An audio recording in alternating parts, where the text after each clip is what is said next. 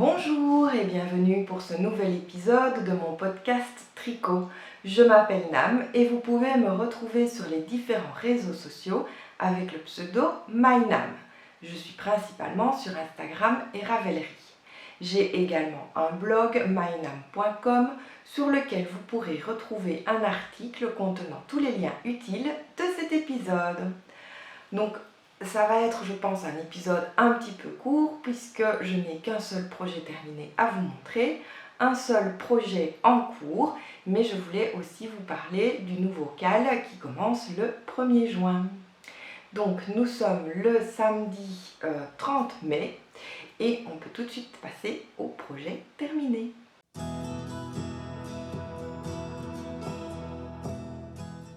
Donc le projet secret n'est toujours pas offert, mais il est prêt et donc je tournerai une petite vidéo juste après celle-ci pour pouvoir l'incruster plus tard dans un prochain épisode pour que vous puissiez quand même le voir.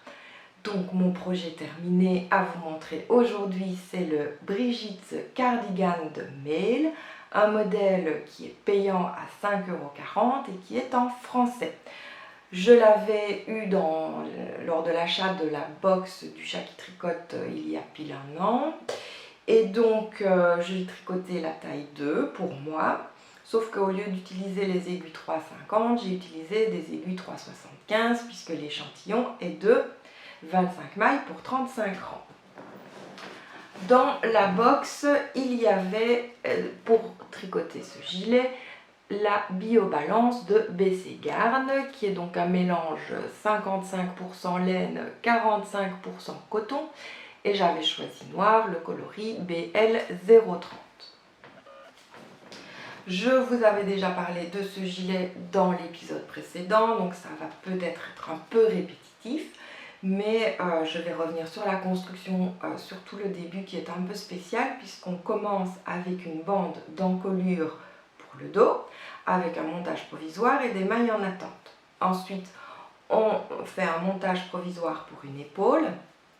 On vient relever des mailles le long de la bande d'encolure. Et puis, on fait un deuxième montage provisoire pour l'autre épaule. On tricote le dos. Et quand on vient reprendre les devants, en fait, on reprend les mailles provisoires pour l'épaule, ainsi que les mailles qui étaient soit en attente, soit en montage provisoire sur le petit côté de la bande d'encolure et on tricote les devants. Toujours avec une bande de jersey double le long du gilet. Voilà. Ce qui fait que le gilet se resserre un petit peu. Je ne sais pas si vous allez bien voir, mais je le porterai après. Et donc le devant est un peu plus haut que le derrière. Alors, dans mes petites modifications, je n'ai pas mis la broderie anglaise qui devait être cousue dans le bas, parce que je voulais vraiment un gilet noir basique.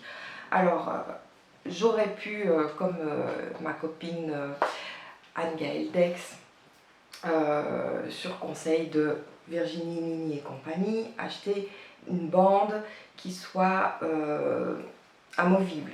Donc coudre une bande de boutonnage sur le bas du gilet, sur la broderie et venir clipper le tout pour pouvoir changer ou enlever la broderie quand je voulais. Mais je ne suis pas super fan de la couture et voilà, je pense pas que j'aurais quand même souvent mis la broderie anglaise sur le gilet, mais voilà, ça aurait donné ceci sur le bas du gilet.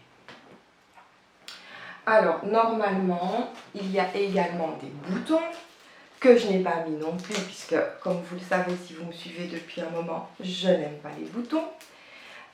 Ceux-ci, donc, c'est ceux de... J'ai essayé de vous montrer si ça veut bien faire le point.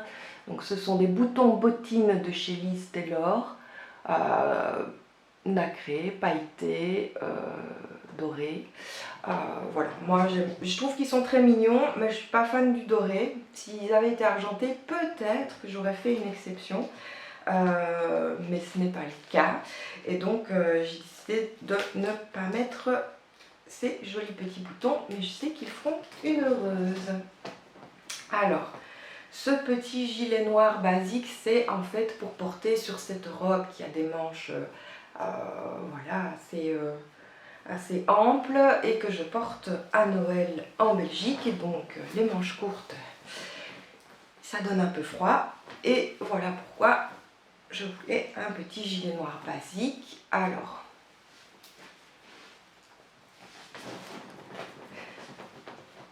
le fait qu'il y ait la bande de la bande de jersey double, pardon, fait que ça se resserre et en fait ça fait une poche qui est parfaite à la fin du V pour la poitrine. Comme je vous disais, donc on voit bien ici que ça resserre et le devant remonte par rapport au dos. Je l'ai fait plus long, les manches aussi, du coup ça c'est pas fait exprès, mais si vraiment ça me gêne, c'est plus facile de les raccourcir, sachant que j'aime bien quand j'ai froid rentrer mes mains dans mes manches, c'est pas plus mal. Et donc pour la longueur, le creux des reins il est là, et vous voyez, il y a quand même beaucoup plus.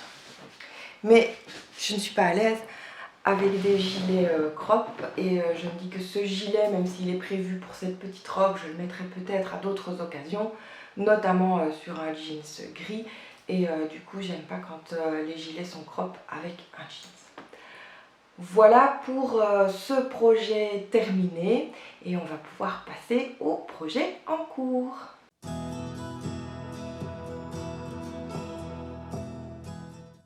Le projet en cours, c'est dans le cadre du Wonder Mall organisé par Cendrillon sur son groupe Ravelry, Il était une maille. Donc Wonderland fait référence à Alice au pays des merveilles et Mall, c'est pour make along, c'est-à-dire faire ensemble.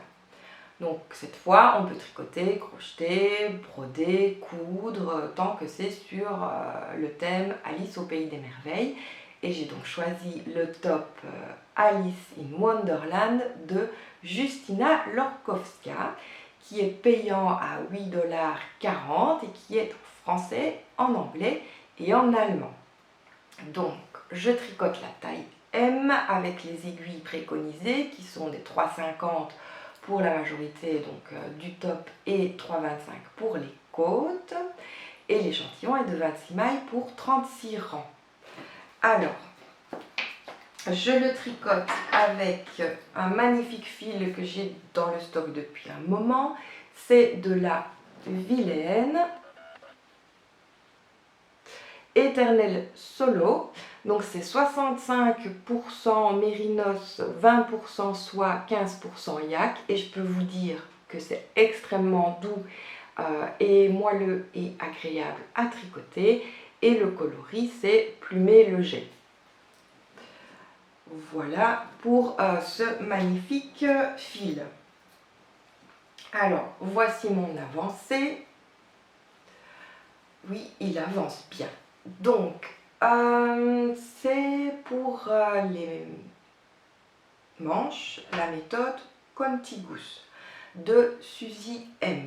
Donc en fait, vous commencez par monter les mailles du dos et ensuite vous façonnez les épaules avec des augmentations et puis on vient travailler la tête d'épaule. Donc ça ne fait pas un raglan avec les augmentations ici, ça suit bien l'épaule et puis ça vient s'ouvrir ici. Mais par contre, contrairement à des manches montées, l'avantage c'est que faut pas relever les mailles, on les met en attente comme pour un raglan et puis on vient relever s'il y a quand même un petit peu ici pour tricoter le reste de la manche. Mais voilà, c'est pas, je trouve, ce que j'aime bien avec ce modèle c'est que ça prend vraiment ici le haut de l'épaule. Alors qu'avec un raglan, vous avez les augmentations devant, derrière. Et qu'avec des manches montées, ça vient tout droit. Et puis, ça repart tout droit en tube. Donc ici, il y a vraiment le façonnage du haut de l'épaule. Devant, il y a un petit motif que je trouve très joli et très très simple à faire. Et vous l'avez vu sur la photo, devant, il y a normalement des boutons et je n'ai pas fait les boutonnières. J'ai quand même décidé de faire la bande de boutonnage, mais je vais coudre les boutons directement dessus en prenant les deux parties donc des bandes de boutonnage, les deux bandes. L'avantage c'est que du coup ça baille pas, hein, et puis de toute façon, vu où est située cette bande de boutonnage sur le modèle, je pense pas que j'ouvrirai un jour les boutons. J'ai pas trop envie d'exposer ma poitrine et je trouve que l'encolure carrée descend quand même fort bas déjà. Donc il y a aussi des augmentations au niveau de la poitrine, des diminutions pour façonner un petit peu le dos. Voilà, c'est pas énorme, hein, mais voilà. Et après, il y aura il y a des augmentations pour la poitrine et puis fatalement des diminutions pour en dessous de la poitrine. Et après, je pense que comme d'habitude, je ferai le mien tout droit, sans diminution pour la taille, augmentation pour les hanches. Voilà. Pour ce projet en cours, qui avance bien tellement il est agréable à tricoter. Et tout de suite, je vous parle dans le blabla du nouveau cal.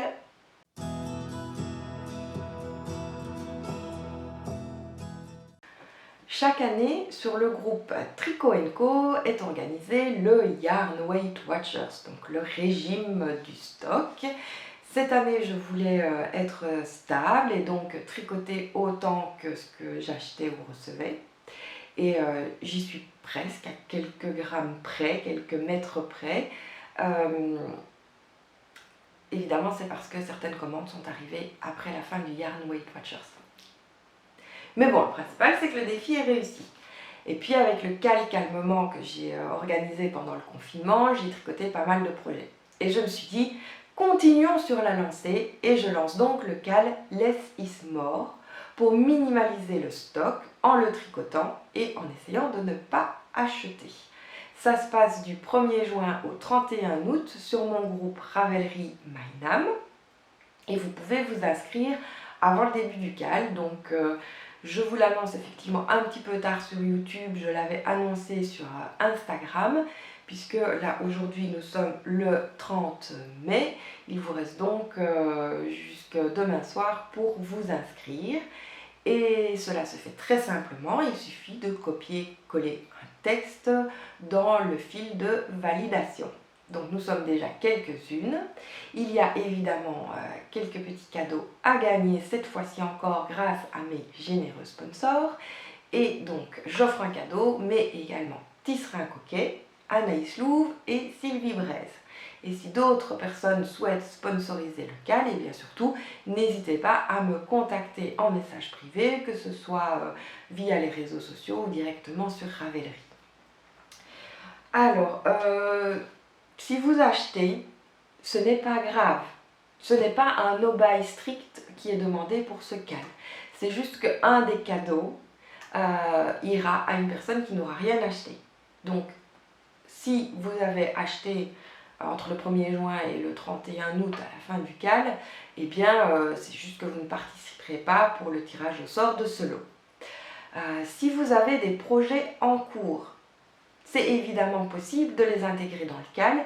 Il suffit pour cela de peser votre encours au 1er juin et de décompter ce poids du projet final quand vous l'aurez terminé et que vous l'inscrirez dans le cal. Donc on décompte ce qui a été tricoté avant le 1er juin quand il s'agit des encours. Et si vous tricotez quelque chose pour lequel vous avez acheté du fil pendant le cal, eh bien il suffit de ne pas renseigner ce projet, mais c'est évidemment tout à fait possible de tricoter du fil que vous venez d'acheter. Voilà, je vous invite à nous rejoindre, plus on est de fous, plus on rit, et je peux vous dire qu'il y a une bonne ambiance sur le groupe. Donc c'est sur Ravelry et c'est le groupe MyNam. En attendant de vous y retrouver ou de vous retrouver dans le prochain épisode, je vous souhaite un bon tricot.